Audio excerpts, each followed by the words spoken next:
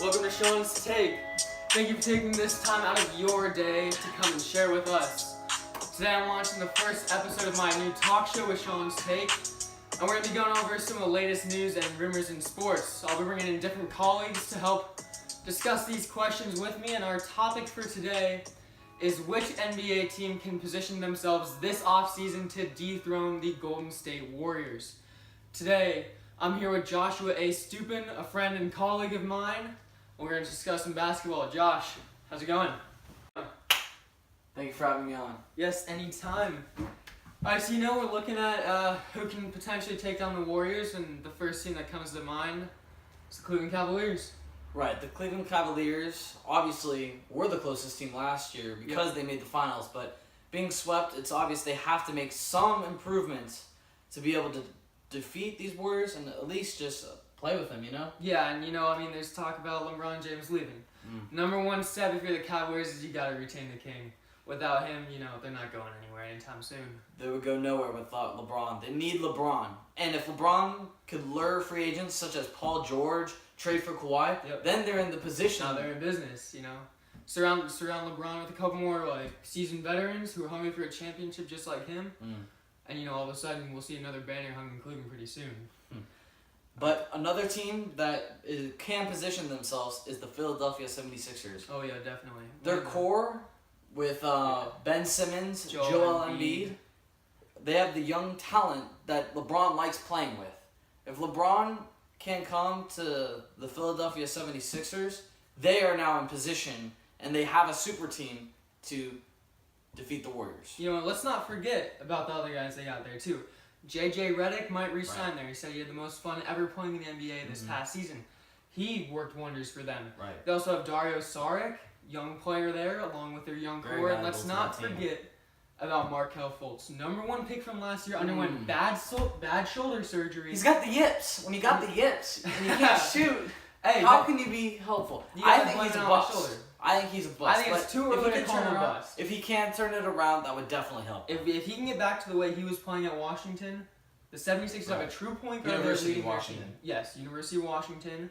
If he gets healthy, I don't know where that shoulder's at right now, but if he can find his shot again, the 76ers are in business for sure. The team that beat the 76ers in the playoffs last season, the Boston Celtics, have probably the best chance out of any team to build a super team and to defeat the Golden State Warriors. At least they could win the Eastern Conference Finals next year. Say LeBron goes to the Western Conference, if LeBron leaves the Cavs and signs with the Western Conference team, the East is the Celtics. It's the Celtics. There's no debate. No. There's young teams coming up, but the Celtics are there right now. If they had a healthy roster last year, they're in the finals.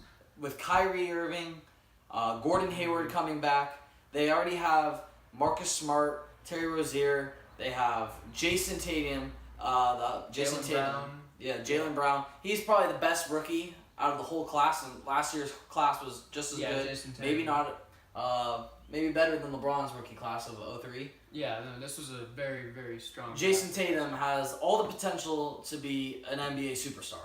Yeah, no, he, we saw him in the playoffs without Kyrie and Hayward there. Jason Tatum was the leading scorer.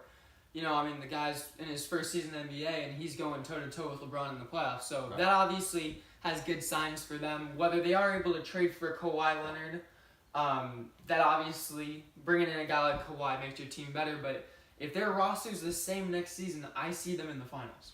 Kawhi added to that roster, say they only have to give up Rozier and Jaylen Brown, because Tatum right now is untouchable. If they added Kawhi to that,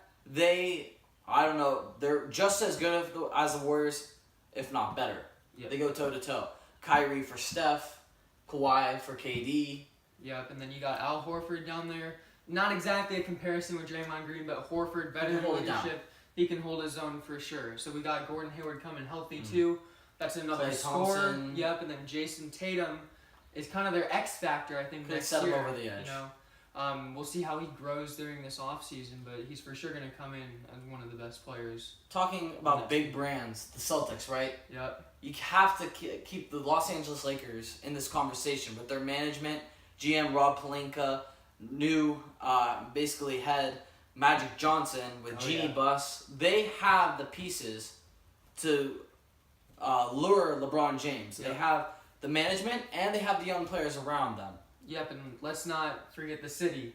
Who doesn't love LA, you know? Who doesn't want to play basketball for the hometown Stars, Lakers? everything. One of the best franchises in the NBA. No question. And I think it's time for Showtime Lakers to come back pretty soon. If LeBron decides he wants to come and bring Paul George, all of a sudden you got a squad right there, and then maybe get on the phones with the Spurs, talk a little Kawhi trades, and all of a sudden you're in business. So. Right. That would then imply that their young core is taken out a little bit. Josh Hart would probably leave. Yeah, you know, Julius Randle would probably not be able to. Yeah, Randle wouldn't be able to re-sign due to money issues, Right. and then either Lonzo Ball or Brandon Ingram or even Kuzma, one of them has to go if they're gonna make a trade.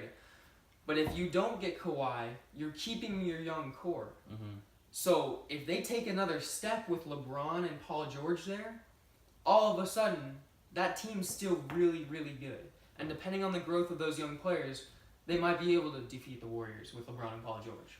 No question about it. They would definitely be one of the top teams in the Western Conference and compete in that conference. If they keep the young core, get LeBron James, and add one more piece in Paul George, who is also a free agent, that team has just as much firepower and star power as Golden State Warriors. Yeah, so you know, obviously there's a lot of things that gotta fall in place this offseason for the Lakers, but if there's a franchise that can put it all together like this, it's the Los Angeles Lakers, and we're going to see if that happens this year. All right, so moving on again in the Western Conference, we have a quiet team with the San Antonio Spurs. We know Kawhi Leonard just requested a trade. That's what all the sources are saying, but the Spurs dealt with this last year. If you remember with LaMarcus Aldridge on draft night, he demanded a trade, then later sat down with Greg Popovich and signed a 3-year contract extension. So... You know, if something like this happens again, the Spurs obviously know how to handle it. Can they get Kawhi to commit to that franchise once again and continue to build around him? Right. If they have the pieces with their young core, they've done well in the draft. They have Kyle Anderson, rising point guards. They have veteran leadership in Manu Ginobili and Tony Parker. If they keep LaMarcus Aldridge and Kawhi healthy and playing together in unison, that team is dangerous. Yeah, you know, I mean, they have the best coach in the league, Greg Popovich. They don't need the firepower that the Golden State Warriors have because of their system. They play defense, which not many teams are playing anymore, you know. The Rockets and the Warriors series, that series is high scoring. It's all offense. If you put Kawhi there, say, look, we're going to have Kawhi Leonard shut down your best player night in, night out, that works wonders on disrupting another team. The problem is, it's now a players' league. These systems are running out, essentially. Yeah. Greg Popovich is losing pull, and players like LeBron James, who are basically running the franchise, and whatever they say goes, that's what the NBA is turning into. I don't see the Spurs having that same firepower.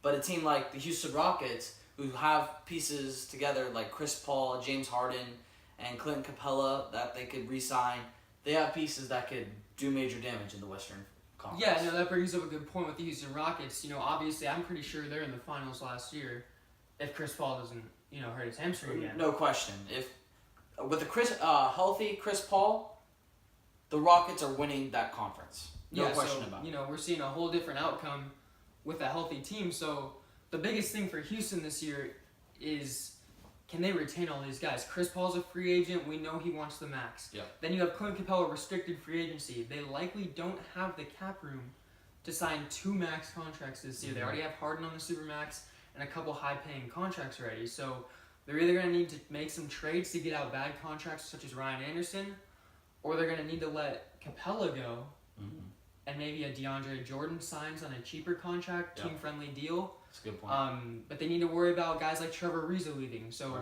how are they going to fill these holes if something goes wrong this offseason? I mean, their number one priority this offseason has to be keeping their core pieces together. Getting healthy this offseason. Ideally, they come in with the same exact roster they had last year. Right.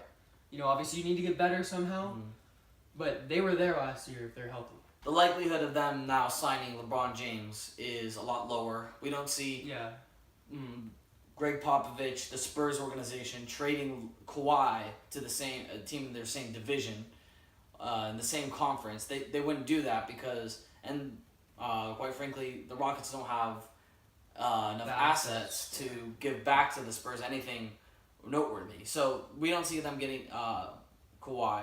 Paul George that's not an option. Paul George has verbalized he wants to play for the Los Angeles Lakers and reamp that Showtime spirit.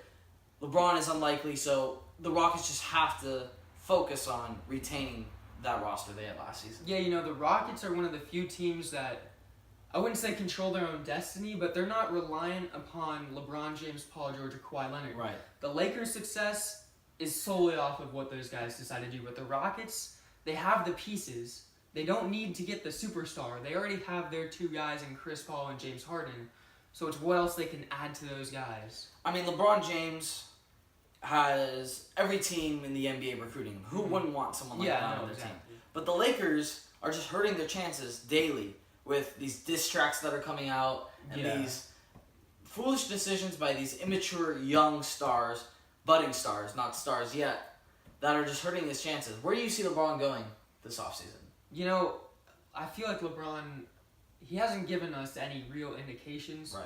There's been rumors about his kid enrolling in school here. We're not sure how true that is or not.